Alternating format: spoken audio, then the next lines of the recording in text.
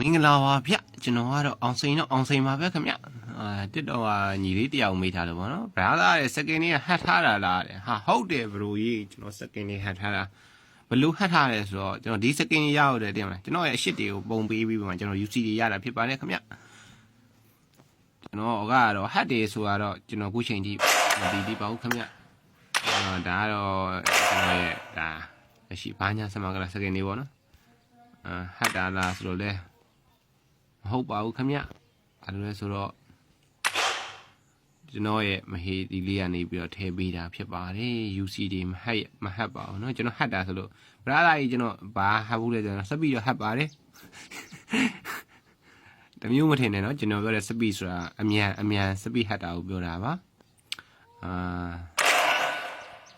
ဒီတစ်ချိန်ကြီးเนาะဂိမ်းဆော်တာဟတ်ပြီးဆော်ရတယ်ဆိုတာဘာမှန်းလဲကိုမသိသေးတာဒါကျွန်တော် UC နဲ့ဖောက်ရတာပါ